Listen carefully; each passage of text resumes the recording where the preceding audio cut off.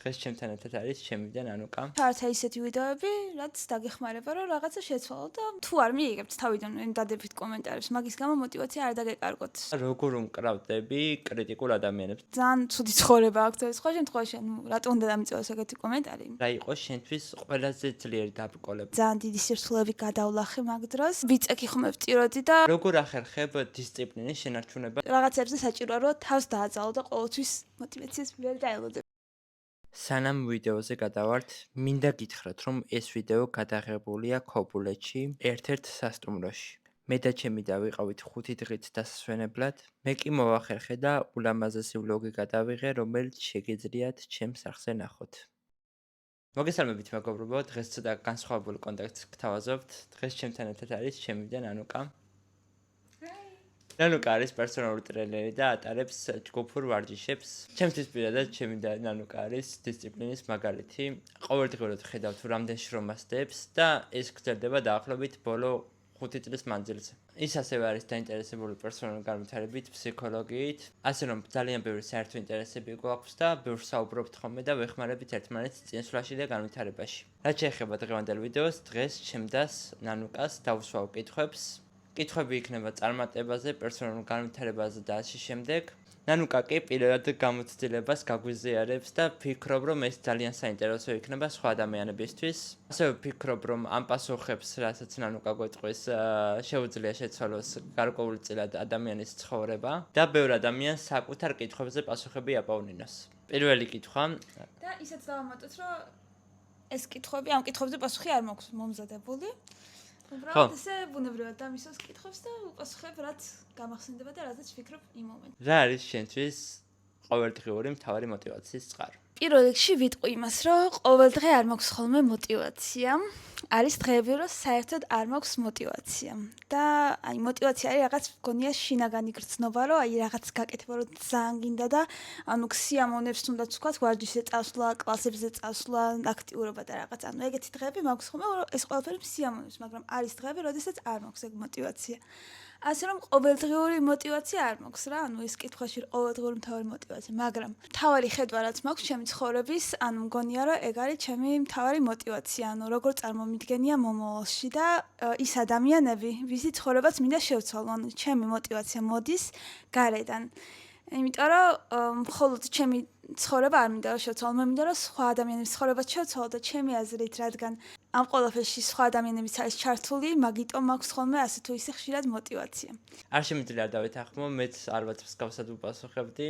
мотиваციის მთავარი წყარო არის ჩვენი ხედვა, რაზეც ვფიქრობთ ჩვენს თავზე 5 წლის შემდეგ. როგორ ვართ, რას ვცვლით ცხოვრებაში, რას ვცვლით სხვის ცხოვრებაში, რა გავლენა გვაქვს სხვა ადამიანზე და ასე შემდეგ. ასე რომ ჩემი მთავარი мотиваცია არის ის მომავალი, რასაც ვხედავ და სხვა ადამიანები, რადგან ვიცი, რომ შემიძლია რომ ბევრი ადამიანის ცხოვრება შევცვალო და ანუ თუნდაც ახლა კლასებზე რომ მივდივარ ხოლმე და ვიღაცა მოდის ჩემთან და მეუბნება, ანუ სხვა ადამიანები, ჩემი მოსწავლეები განსაკუთრებით მაძლევენ ყველაზე დიდ мотиваციას. კი, ეგ უნდა მეთქვა თავიდან, ჩემი მოსწავლეები არიან ჩემი ყველაზე დიდი мотиваცია და ის ადამიანები, ვის ცხოვრებაცაც ცოტათი მაინც უკეთესობისკენ წვლი. მადლობა დაო. წეღან ახსენე შენ, რომ ზოგჯერ გეზარება, თუნდაც დარბაზში წასვლა, თუნდაც სავარჯიშოდ წასვლა და გეზარება ყოველთვის რუტინაში იყო. და როგორ ახერხებ დისციპლინის შენარჩუნებას მიუხედავად ამისა, რომ ზოგჯერ გააქვს ეგეთი ცხოვრებისეული მომენტები? დისციპლინა არის გამომუშავებადი, აი რაღაც კუნთისავით მგონია, რომ უნდა ავარჯიშო ხშირად, თავს ძალა უნდა დაატანო ხშირად, ისეთ მომენტებში გააკეთო ისეთი რაღაცა, რაც გეზარება. მაგრამ მაინც გააკეთო ძალით და მე ნელ-ნელა ამ დისციპლინას ისე გამოიმუშავებ, რომ ვეღარ ვხვდები, რომ დისციპლინა, ანუ მე ეგრე ვარ ხოლმე მაგალითად რა. მე რო გავაკეთე 75 დღიანი გამოწვევა და ვინც არის ის, ანუ ძალიან ხშირად ლაპარაკობ ხოლმე ჩემს გვერდზე, თუ ვინმე უყურებთ. ამ 75 დღიანმა გამოწვევამ შეცვალა ჩემი ცხოვრება და დისციპლინა გამომიმუშავა, იმიტომ რომ 75 დღის განმავლობაში ჩემ თავს ვაიძულებდი 5 მთავარ რაღაც წესს. და 5 რაღაცას ვაკეთებდი ყოველდღიურად. ეგეთი რთული რაღაცების გაკეთება გვაძლევს დისციპლინას და მე იმდენად გამომიმუშავებთ, რომ აღარ ვფიქრობ ხოლმე მაგალითად ყოველდღე რაღაცის გაკეთება რომ მეზარება, ვიცი რომ მაინც უნდა გავაკეთო. ანუ რაღაც აღარც ფიქრობ მაგ დროს რა, აი ძალიან როცა მიჭირს, მაშინ ვცდილობ რომ გონებაში ჩავთო რაღაც ფიქრები, რომ ეხლა ის რომ გავაკეთო სამაგიეროდ მე სად ვიქნები და რაღაცეები და სხვა ჩემს ალტერ ეგოში შევიდე. ეხლა ეგ გამახსენდა რომ ანუ მე მყავს ჩემი ალტერ ეგო და ანუ ხანდახან ძალიან რომ რაღაც მეჭირს, უცებ ჩავთახობი ალტერ ეგოს და ანუ სხვა ადამიანი ხდები თითქოს თუნდაც კლასზე რომ შევდივარ, ანუ ძალიან ბევრჯერ შევსულა რაღაცა რომ მტკივა და ან სულად გძნობ თავს ფსიქოლოგიურად და რაღაც მეზარება, მაგრამ უცებ რაღაც გონებაში ჩავთან ხოლმე, რომ ეხა უნდა გავხსნა, იცი როგორი ტიპი, აი რო შედის და აი თავდაჯერებული რო შედის და ყველაზე ხო, ანუ შევდივარ და აი კონტაქტს მომყარებ ხალხთან, უღიმი ყველას და რაღაც და მე პროცესში სულ მოვიწყდება, რომ мотиваცია არ მქონდა იმ დროს. ასე რომ რაღაცებზე საჭიროა რომ თავს დააძალო და ყოველთვის мотиваციას ვერ დაელოდებ. დისციპლინა ბევრად უფრო მნიშვნელოვანია ვიდრე мотиваცია. мотиваცია ყოველთვის არ გვექნება, მაგრამ დისციპლინის ხარჯზე შეგვიძლია რომ ყოველდღიურად ჩვენი საყვარელი საქმე ვაკეთოთ. გადავიდეთ შემდეგ მესამე კითხვაზე და მაინტერესებს რა იყო შენთვის ყველაზე ძლიერი დაბრკოლება, რომელიც გადალახე და რომელმაც რაღაც გასწავლა. აქ შეგიძლია ის ლაპარაკო, ისი გაზიარებაც გინდა და რაც იცი რომ სხვა ადამიანსაც შენი გამოცდილება დაეხმარება. ეხლა ეგ კითხვა რა დამისი პირველ რიგში რაც გამახსენდა, ანუ ყველაზე რთული პერიოდი გამახსენდა და არ ვიცი მინდა ამის გაზიარება თუ არა, მაგრამ გავაზიარებ რატომაც არა. უცხოები არავინ არ ახლა და სუჩები. ყველაზე რთული პერიოდი მქონდა მაშინ, როდესაც მარტო ვცხოვრობდი, ოღონდ დასაწყისში არა, დასაწყისი 2 წელი იყო ძალიან მაგარი, ანუ ბევრი რაღაც ვისწავლე და აი ბოლოსკენ, როდესაც სამსახურიდან წამოვედი, ჯანმრთელობის პრობლემები მქონდა ძალიან ბევრი. ყველაფერი მტკიოდა ხოლმე რა. ისეთი ჯანმრთელობის პრობლემები მქონდა, რომ ვიწექი ხომ ვწიროდი და ვეხვეწებოდი ღმერთზე, ოღონდ გამიაროს მეთქი, ანუ ხან რა მტკიოდა, ხარა და რით ვერ გაიარა ამ ყველაფერმა მეთქი და ანუ მეგონა რომ всё, ანუ სულ ესე უნდა ყოფილიყავ. ჩემი თავარი მოწოდება ცხოვრების არ მქონდა ნაპოვნი და სამსახურიდან წამოვედი მაგ პერიოდში, რადგან ჯანმრთელობის პრობლემებიც ჰქონდა და მე დაიწყო რა თქმა უნდა ფინანსური პრობლემები მაგ ყველაფრის გამო, რომ თან საავადმყოფოში გიწევს სიარული და ხშირად ფული გეხარჯება და თან სამსახური არ გაქვს და ჩემი თავარი დაბრკოლება ეგ იყო მაგ ფინანსური პრობლემებიდან ამოსვლა, რომელიც ძალიან წარმატებით გამახორციელა და ძალიან მიხარია რომ ეგ პერიოდი გავიარე, იმიტომ რომ მაგ პერიოდმა ძალიან ბევრი რაღაც მასწავლა და აი ძალიან დიდი სირთულეები გადავლახე მაგ დროს. რთული იყო ჩემთვის ძალიან მარტო რომ ცხოვრობდი, ამ ყველაფრის სხვებისთვის გაზიარება და ხანდახან გულში ვიკლავდი ხოლმე, მაგრამ ჩემი ოჯახი, როდესაც გაუზიარე, ძალიან გვერდში დამიდგა და რაღაც მომენტში, როცა რთული პერიოდი გაქვს, რაღაცნაირად გონია რომ ის რა ქვია, არავინ დაგეხმარება რომ მოყვე, მაგრამ პირიქით არის რა ყოველ და რაღაც ქსხვენია თითქოს მოყოლისად რომ მე რომ არავინ დაგეხმარება, მე მქონია ეგეთი მომენტი რომ როცა რომ მოყვე რა ვინ დაგეხმარება. მაგრამ რეალურად მით უმეტეს ოჯახის წევრები მზად არიან რომ დაგეხმარონ რა ყოველთვის. ხალხს რას ვეტყოდი, ანუ თუ ეგეთი სიტუაცია გაქვთ თქვენ, პირველ რიგში ვიღაცას აუცილებლად თქვენ მოვყევით ყველაფერი და თქვენთვის არ ჩაიკლათ და მეორე აუცილებლად ამოხვათ მაგ სიტუაციიდან და სულ ეგრე არ გაგრძელდება, მთავარია მონდომება. სირთულეების გადალახვა საჭიროა, რომ მე მომავალში ეს რაღაცები დააფასო, რაც გაქვს და ეხლა ისევ აფასებ ხოლმე რომ და მომავალში მგონია რომ ამაზე ვიდეოსაც ჩავწევი, რომ დეტალურად მოგიყვეთ ყველაფერი. შემდეგი მეოთხე კითხვა და უფრო მნიშვნელოვანი ნიჭია თუ შრომა? და რატომ შრომა? ყველაზე მნიშვნელოვანი, რა თქმა უნდა, შრომა არის. იმიტომ რომ შეიძლება ნიჭი გქონდეს, მაგრამ საერთოდ არ შრომობდე და რამდენი ადამიანს აქვს ნიჭი და რო არ შრომობს, ანუ დაკარგული არის რა. ჩემი აზრით, აი, ყველა ადამიანს გარკვეული ნიჭი აქვს. ყველა ადამიანს შეუძლია წარმატების მიღწევა, ყველა შეუძლია რომ წინ გადადგას ცხოვრების ევრ ნაბიჯები, მაგრამ შრომა ეზარებათ და თავისი პოტენციალის სწორედ წარმართვა ეზარებათ, სწორი საქმის პოვნა ეზარებათ რა, საკუთარ თავში კითხვის დასმა ეზარებათ, რომ სწორი პასუხებს მიაგნონ. მგონია რომ ნიჭიც რაღაც მხრივ მნიშვნელოვანია და ეს ნიჭი რაღაცეებში რაც გაქვს შენ თავში უნდა იპოვო, აღმოაჩინო და ეგენი უნდა მაქსიმალურად განავითარო, ანუ წინ წამოწიო რა. მე ნელ-ნელად დროთა განმავლობაში ჩემში დავინახე, ანუ ნიჭი არ ვიცი ამდენ დაუძახო, აი რა მაქვს კარგი რა და ვცდილობ რომ ეგ ყველაფერი წამოვწიო. ჩემი, ანუ ეხლა რა სფეროშიც ვარ, მგონია რომ ხალხთან ურთიერთობა გამომდის და ის ენერგია შემიძლია გადავცე და ანუ კარგად ვაგრძნობინო ადამიანს თავი და ვცდილობ რომ ეს რაც მაქვს ეგ რაღაცები წამოვწიო წინ. და გადმოვითარო და ყველაფერი დამეხმარება იმის მიღწევაში რაც მინდა. მეხუთე კითხვაზე გადავიდეთ და რას ურჩევდი ადამიანს, რომელიც ეხლა იწყებს განვითარებას, წინსვლას და ცდილობს, რომ საკუთარი თავი იპოვოს ამ ცხოვრებაში? ვინც ახლა იწყებს განვითარებას, ვურჩევდი, რომ პირველ რიგში თვითგანვითარების ვიდეოებს უყუროს, მაგრამ ყურებასთან ერთად პრაქტიკაში მოიყვანოს. აი, ყოველდღიურად უყურებ, თქვათ, დისციპლინაზე ვიდეოს და იქ რაღაც პრაქტიკული სავარჯიშოებია. ყოველდღე რაღაც ეს პრაქტიკული სავარჯიშო გააკეთე. ანუ, მაგრამ თუ ისეთ სიტუაციაში ხარ, შეიძლება თავიდან მხოლოდ ყურებითაც დაიწყო, იმიტომ რომ მე ისეთ ტალღაზე აყავ ხარ მაგ ყურებას, რომ ერთ დღეს ნაბიჯსაც გადადგავ აუცილებლად რა. ანუ აუცილებელი არ არის და ძალიან რთულია ესე რომ ვთქვათ, რომ დაიწყე ვიდეოების ყურება და ეგრევე ყველაფერი გააკეთე, რასაც გეუბნებიან. ანუ დაიწყე რაღაც თვითგანვითარების ვიდეოების ყურება და მე ნელ-ნელა გადადგი ნაბიჯები იმისკენ რაც გინდა და ანუ მე ცხოვრებას მაქვს ყველაფერი რა და ეცადე რომ ყოველდღიურად პატარა ერთი ნაბიჯი მაინც გადადგა რაც დაგეხმარება იმაში რომ შენ თავის უკეთესი ვერსია გახდე. აი ახლა შენი სიტყვებიდან გამომდინარე რა, შენ სიტყვებზე გამახსენდა ჩემი მდგომარეობა და მე რეალურად ეგრე დავიწყე. ანუ ძალიან ბევრი პერსონალური განვითარების ვიდეოებს უყურებდი. და მე ნენელა ცვლილებები თავისით მოვიდა რა. ანუ პრაქტიკაში არაფერს არ ვაკეთებდი, მაგრამ ვიდეოებს უყურებდი.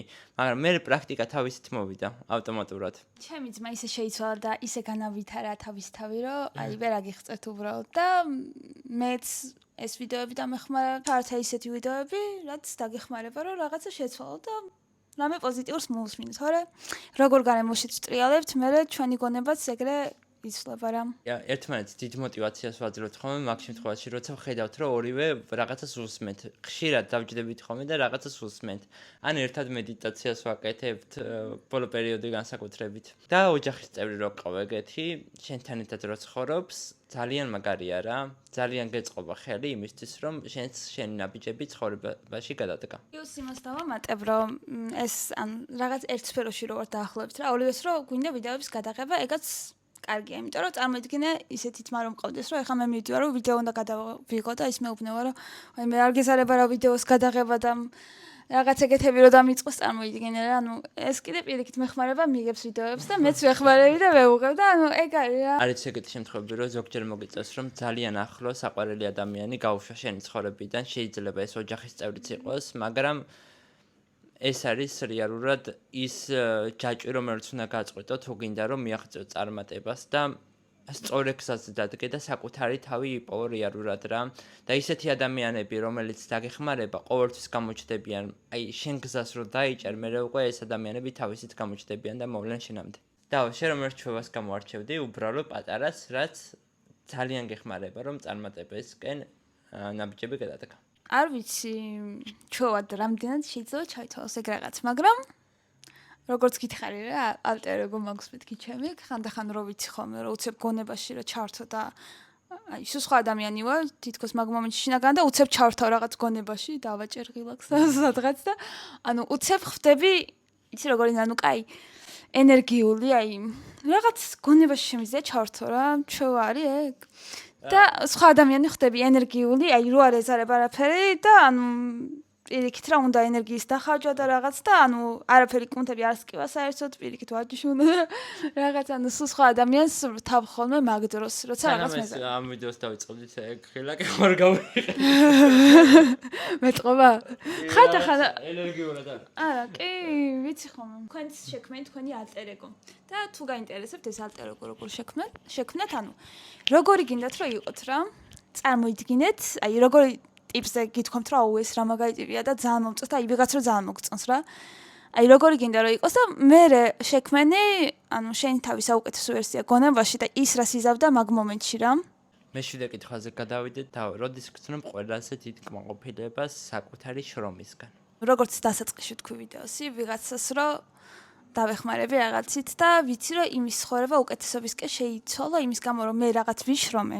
რაღაც მომენტში ხო ვიშრომე ის შრომა ჩავდე რაღაცაში თუნდაც თქვა ამ ვიდეოში რაღაც შრომას ხოვდებთ და რო ვიცი რომ ამ ვიდეოს ეს ვიდეო შეიძლება ვიღაც დაეხმაროს და მე ვთქვათ ვიღაცა რომ მომწერს ხოლმე რომ აი ჩემი ცხოვრება უკეთესობისკენ შეიცვალა ანუ ხშირად მოდის ხოლმე ესეთი მესიჯი რომ ძალიან მეხმარები მოტივაციას მაძლევს და რაღაცა ან მაგ დროს გწნობ ძალიან კმაყოფილებას საკუთარი შრომისგან აბსოლუტურად გეთახმები მეც ზუსტად მასე ვგრძნობ ხოლმე თავს აი rilsi რო დამიდია და ზუსტად ის სიტყვები მithქვამს, რომელიც სხვა ადამიანებს სჭირდებოდათ და მე ამ ადამიანების გარო უკავშირი მომსვლია.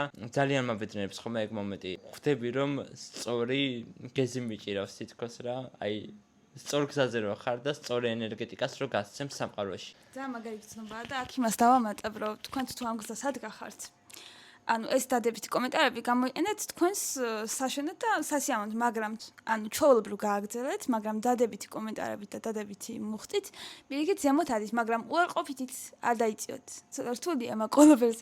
ანუ უარყოფით კომენტარებსაც მიიღებთ და დადებს, ხო რა? ანუ დადებითი უფრო მეხმარება და უფრო მოტივაციას მაძლევს, მაგრამ უარყოფითით უფრო მეხმარება და მოტივაციას მაძლევს. ანუ ორივე თქვენ სასიკეთოდ გამოიყენეთ. და მე ვეკითხვა კომენტარებს და რაღაც მსგავსი ვისაუბრეთ და როგორ კრავდები კრიტიკულ ადამიანებს და კრიტიკას ზოგადად რა დარწმუნებული ვარ შენს გვერდზეც ძალიან ბევრი კრიტიკული კომენტარი იწერება. უფრო მეტი იწერება ხოლმე დადებითი კომენტარი TikTok-ზე და ან Facebook-ზე არ ვდებ რაღაცებს, მაგრამ მგონია რომ Facebook-ზე რო დავდო იქ უფრო ისეთი ხალხია მეტად გააკრიტიკებენ, მაგრამ გავაკეთე მე მანდაც გვერდს მოკლედ თავიდან რო დავიწყე აქტიურობა პირველად მახსოვს ცუდი კომენტარები რომ მივიღე, ანუ ერთხელ მახსოვს რომ მე ამეტირაზავით რა. ანუ ძალიან იმოქმედა ჩემზე თავიდან, წლების წინ დავიწყე მე პირველად ვიდეოებს დავდება ალბათ. არ ვიცი, ზუსტად არ ვიცი მართლა არ მახსოვს, მაგრამ ალბათ 5 წლის წინ დავიწყე ვიდეოებს დადება და ანუ ძალიან მოქმედებდა ხოლმე თავიდან, მაგრამ ნელ-ნელა გამოიმუშავებ მაგ ყველაფერს და ეხლა უკვე იმაზე ვფიქრობ ხოლმე, რომ ანუ ვინც მიწერს ეგეთ კომენტარს, უეჭველი, ანუ 100% დარწმუნებული ვარ, რომ ანუ ძალიან ცუდი ცხოვრება აქვს ეს სხვა შემთხვევაში, ანუ რატომ უნდა დამიწევოს ეგეთი კომენტარი? ეხლა ვერ ხვდები უბრალოდ რა. ანუ ბედნიერი ადამიანი არ დამიწერს ეგეთ კომენტარს რა, მაგაზე ვფიქრობ ხოლმე. პირველ რიგში და მეორედ თითქოს ბოლო პერიოდში ვისწავლე ეგეთი ენერგიის გამოყენება ჩემს სასიკეთოდ რა. თითქოს ანუ მაინც მე მიწერს კომენტარს, ჩემს engagement-ს ზემოწევს და ანუ ჩემზე ლაპარაკობს, ჩემზე ფიქრობს და ანუ ძალიან მაგარია რა. შენ როგორ მკლავდები? სანამ დავიწყებდი ეგ 100%-იანი ვიცოდი რომ დამიწერდნენ კომენტარებს რა. ეგ კი არა ვიცი რომ ეხაც დამიწერენ 5 წლის მერეც დამიწერენ და რა ვიცი თელი ცხოვრების მანძილზე რაც არ უნდა გააკეთო ვიღაცა იქნება ვისაც არ მოეწონები რა. მეცხრე კითხვა და შენ ძალიან ბევრი გამოცდილება გაიარე ამ პერიოდის განმავლობაში რა. ყველაფერი შენ ცხოვრებაში რაც ხდებოდა და როგორც მიხვედი იქამდე სადაც ხარ. წარმოიდგინე ახლა რომ ყველაფერს თავიდან იწყებდი და რას გააკეთებდი სხვანაირად, რას შეცვლიდი. თუ ახლა იქ არ ვიქნებოდი სადაც ვარ, არ შევცვლიდი რაღაცებს, იმიტომ რომ მგონია რომ რაღაცები უნდა ისე მექნა როგორც გავაკეთე, რომ ესე მოსულიყავი რა. წარმოიდგინე რაღაც დეტალი სხვანაირად რომ გამეკეთებინა და ახლა რომ ჯგუფურ კლასებს არ ვატარებდე რა. ანუ ხო შეიძლება სხვანაირად ყოფილიყო. მაგრამ ალბათ ისაც საჭირო იქნებოდა რაღაც სხვაგან ვიქნებოდი, ანუ არ ვიცი, მაგრამ ეხლა ვერ წარმომიდგენი ამ საქმიანობის გარეშე ჩემი ცხოვრება რა. მაგრამ რაღაცებს ალბათ უფრო მალე დავიწყებდი მაგალითად. ეგეთი რაღაც. ხო, უფრო მალე რო დამეწყო თვით განვითარება რაღაც. ალბათ რა. ცოტა რთული კითხვა. მეათე კითხვა, რა წიგნმა ან გამოცდილებამ შეგცვალა ყველაზე მეტად? მგონია რომ უფრო გამოცდილება გცვლის, ვიდრე წიგნი. გამოცდილებამ შემცვალა კიდე ერთხელ უნდა ვახსენო 75-დღიანი გამოწვევა რომ გავაკეთე, ანუ ჩემი ძმაც და გააკეთე. ანუ ჩემი ძმა, ჩემი და ანუ ჩემო ოჯახმა იციან რომ ძალიან შევიცვალე მაგის მერე და ძალიან დამეხმარა. დისციპლინა გამომუშავა ძალიან მაგრად მეც მქონია ბევრი გამოწვევები, პირადი გამოწვევები მაგალითად წიგნის წაკითხვა ყოველდღიურად წელიწადზე მეტი ვკითხულობდი, მედიტაცია 6 თვიანი თუ 5 თვიანი მქონდა დაახლოებით, ყოველდღე აბსოლუტურად ყოველდღე მედიტირებდი და რაღაც მსგავსი, მაგრამ ესეთი გამოწვევა ალბათ ძალიან ძლიერი გამოწვევა რა ეს, როდესაც 5 რაღაც გასაკეთებელი ყოველდღე. და აი ყველაფრის მიუხედავად უნდა გააკეთო, რაც არ უნდა იყოს რა. წარმოიდგინეთ, ერთხელ მახსოვს ჩემი დაქალის ქორწილი იყო და ნუ დილით ხო ადრე უნდა მივსვი, ავით ქორწილში და რაღაც და ანუ მაგ დროს ზოგი ფიქრობდა რომ ეხლა რა უნდა გნავა ამ დღეს როგორ უნდა ივარჯიშო და რაღაც, მაგრამ ანუ ადრე ავდექი, ძალიან ადრე ავდექი, რომ ჩავსულიყავი და ანუ დღეში ორჯერ უნდა გავარჯიშა რა, ერთხელ შიგნით, ერთხელ გარეთ და ძალიან ადრე ავდექი, სახშიც ვივარჯიშე 45 წუთის განმავლობაში, გარეთ ვივარჯიშე ყველა წესი მოვასწარი, სანამ ქორწილში წავიდოდი და ისე წავედი და აი მე საკუთარი თავით უფრო კმაყოფილი ხარ, უფრო თავდაჯერებული ხდები, რომ რაღაც შენ თავს რო პირდები და რო აკეთებ რა. აი მაგან ძალიან შემცვალა. და მაგ პერიოდში ვიყავი შინაგანად ძალიან ბედნიერი, რომ რაღაცებს ვპირდები ჩემთვის და ვაკეთებ და აი მე 20 დღეზე რომ გადავედი 21 წელზე და ვა, ნანუკა ყოჩაღნიანოა მიდიხარ წინ და აი რომ დავასრულე ხო საერთოდ რა. მე-11 კითხვა, რა როლს თამაშობს შენს ცხოვრებაში მეგობრები და ოჯახის წევრები შენს განვითარებაში? რა თქმა უნდა, ძალიან მნიშვნელოვანია ოჯახი და მეგობრები, გარშემო როგორი ადამიანები ყავს. იმიტომ რომ რაღაცას რომ ძალიან დიდი გეგმები რო გაქვს ცხოვრებაში და ამ გეგმებს ადამიანს უზიარებ და იმათგან ძალიან უარყოფითი დამოკიდებულება მოდის შეიძლება თუ სუსტი მენტალობის ადამიანი ხარ გაჩერდე და არ გააგრძელო რა. ჩემ ცხოვრებაში ძალიან დიდ როლს თამაშობს, იმიტომ რომ გარშემო ვინც მყავს, ჩემი ოჯახი ძალიან გვერდში მიდგას და სულცდილობენ მაქსიმალურად დამეხმარონ ყველაფერში ელემენტარული თუნდაც ვიდეოების გადაღება, ანუ რაღაც თემატურ კლასებს რომ ვატარებ ხოლმე, ჩემი ძმა მოდის და თემატური კლასის ვიდეოს მიიღებს, ანუ დედაჩემი და ჩემი და ძალიან გვერდში მიდგანან და ძალიან დიდ როლს თამაშობს. მეგობრებიც, ანუ გარშემო ვინც მყავს, არასოდეს არ ვიჩერებ ისეთ ადამიანს გვერდით, რომელიც რაღაც გაუზიარებ და ის ძალიან ქვემოთ დამწერს ისეთ რაღაცას მეტყვის, ანუ რატომ უნდა გავატარო მაგასთან დრო? თუ ჩემი არ ჯერა და რაღაც რა. მაგრამ მგონია რომ ადამიანს შეიძლება გვერდით არ ყავდეს ისეთი ოჯახის წევრები და გარემო, მაგრამ ძალიან ბევრს მიაღწევს ცხოვრებაში მაინც. მგონია რომ მარტო ის არ არის რომ გვერდში გედგას ყველა რა. ისაც შენ ვითარდები რა და ნენელა ჩამოიცლები იმ ადამიანებს, რომლებიც უკან გწევენ, შემდეგ უკვე პოულობ ისეთ ადამიანებს, რომლებიც გეხმარებიან რა. და თუ თქვენი ოჯახის წევრები არ იქნებიან ესენი, ეგული არ დაგწყდეთ, უბრალოდ გააგრძელეთ თქვენი ბიზნესკენ სვრა, თქვენი ცხოვრებისკენ სვრა, თქვენი თავის აღმოჩენა და დარწმუნებული ვარ, უამრავ საინტერესო ადამიანებს გაიცნობთ გზაზე. კი, მზად რო იქნები, სამყარო გამოგიგზავნის ეგეთ ადამიანებს რა, ნელ-ნელა უფრო და უფრო უკეთეს ადამიანებს მოიზიდა. და ბოლო კითხვა, მე-12 კითხვა, რას ეტყოდი საკუთარ თავს 5 წლის წინ? ანუ ეხლა რო გავიხსენე 5 წლის წინ ჩემი თავი, მგონია რომ ყველაზე მეტად ტენდომებოდა იმის ცოდნა, რომ ანუ ყველაფერი გამოვა და საკუთარ ნებას იპოვის და ისეთ საქმეს იპოვის, რომელიც ძალიან ეყვარება და აი ეგ იყო მაგ დროს იმ ნანუკასთვის მნიშვნელოვანი, იმიტომ რომ ძალიან ბევრი სამსახური გამოვიცვალე და არ მქონია აქამდე ისეთ შეგრძნება, რომ სადმე რომ მივდივარ და სიამოვნებს და მიხარია. მგონია რომ ცხოვრებაში ერთ-ერთი ყველაზე მნიშვნელოვანი არის, რომ ისეთ საქმეს აკეთებდე, რაც გიყვარს, იმიტომ რომ სამსახურში, ნუ რაღაცა კონკრეტულ საქმიანობაში რამდენ დროს ხარჯავთ ამ სახლში არ ვატარებთ იმდენ დროს და წარმოიდგინე რომ გეზიზღება და მე მქონია ეგეთი სამსახურები, რომ მიდიხარ და რომ ვეიტან და ოღონდ ახლა აქ არ მივდიოთ და რაღაც და გიჭირს წასვლა მან. ანუ რაც არ უნდა იყოს, იპოვეთ ის საქმე, რაც გიყვართ პირველ რიგში. ყველაზე დიდ დროს იქ ატარებთ. და აი ყველაფერი დატესტეთ და ყველაფერი გააკეთეთ იმისთვის, რომ რაღაც ისეთი საქმე იპოვოთ, რაც გიყვართ რა. ეს იყო ბოლო კითხვა, ნენელა დაგემშვიდობებით, მადლობა დავო. თუ მოგწონთ მსგავსი კონტენტი, კომენტარებში დაწერეთ და შეიძლება სხვა ადამიანებთანაც მსგავსი ვიდეოები გადავიღოთ საინტერესო ადამიანებთან. ხო, ჩემი ინსტაგრამი იქნება აღწერაში, გადადით აუცილებლად გამოიწერეთ და YouTube-იც აღწერაში იქნება. მაგრამ YouTube-ზე აღარ ვდებ ხოლმე ვიდეოებს, მაგრამ დავდება ეუს. თუ გინდათ რომ ესეთი ვიდეოები დავდო, ხოლმე YouTube-ზე სადაც ვილაპარაკებ და რაღაცებს გავაზიარებ, სამოტივაციო, არ ვიცი, როგორ გამოვიმუშავოთ დისციპლინა და რაღაცა საუბრის ვიდეოები. ახლა მინდებს ვარდის ვიდეოები. თუ გინდათ კომენტარებში დაწერეთ, მაგრამ ზოგს არ უყვარს ვიცი კომენტარები, ან პირადში მომწერეთ რაღაც. ჩვენც გადავიღებთ ხოლმე მე და ჩემი ძმაც ერთად და ცალსაკეთს ჩვენს გვერდებზე. ასე რომ წარმატებას გისურვებთ ყველას. იმედია ეს ვიდეო დაგეხმარებათ. გამოიწერეთ არხი და დაალაიქეთ ვიდეო თუ მოგეწონათ. მადლობა და კარგად.